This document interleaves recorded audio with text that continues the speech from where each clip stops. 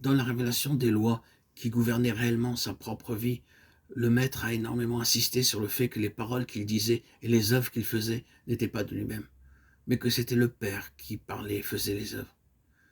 Une étude approfondie de l'évangile de Jean le confirmera. Christ a dit, le Fils ne peut rien faire de lui-même. Il ne fait que ce qu'il voit faire au Père. Jean 5, 19. Et cette connaissance de la volonté du Père quant à ce qu'il devait faire, comment et quand, les trois étant très importants, il l'avait comme il le fit bien comprendre parce qu'il demeurait dans le Père. Ainsi, pour toute son œuvre à venir, il a prié pour que ses disciples puissent demeurer en lui. Par conséquent, la règle pour une vie, un service, une prière efficace et fructueux est qu'il doit y avoir une telle unité que nous ferons uniquement, mais d'une manière sûre, ce qu'il fait.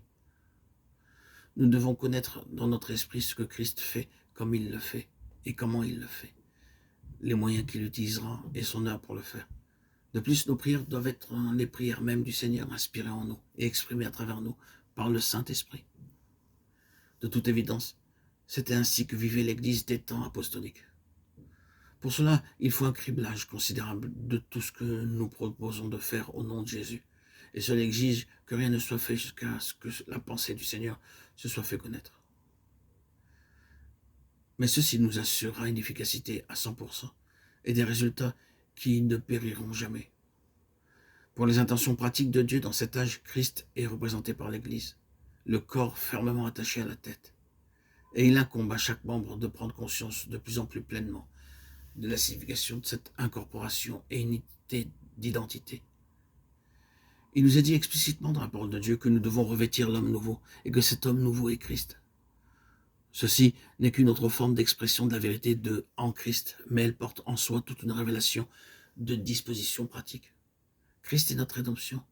Il a été fait pour nous, rédemption, 1 Corinthiens 1,30, Romains 3,24, Éphésiens 1,7, Colossiens 1,14.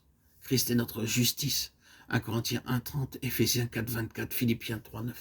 Christ est notre sanctification, 1 Corinthiens 1,2, 30. Christ est notre foi, Marc 11, 22. Littéralement, ayez la foi de Dieu, Acte 26, 18. Galates 2, 20, Éphésiens 1, 15, Philippiens 3, 9, Colossiens 1, 4. Christ est notre paix, Jean 14, 27, Jean 16, 33, Éphésiens 2, 14. On peut ajouter à cette liste de nombreux traits caractéristiques, par exemple l'amour, l'espérance, la sagesse, l'intelligence, la puissance et la force, l'autorité et la gloire. Nous suggérons une comparaison des traductions dans les références, la meilleure se trouvant dans l'original. Le point est que dans toutes ces choses, sous certaines conditions, l'équipement naturel ne tiendra pas et devra être mis de côté. Mais en Christ, nous avons un équipement nouveau dans tous les aspects. Par exemple, notre foi ne supportera pas la tension qu'exige une expérience profonde d'épreuves et d'adversité. Mais si nous vivons par la foi du Fils de Dieu, le résultat sera différent.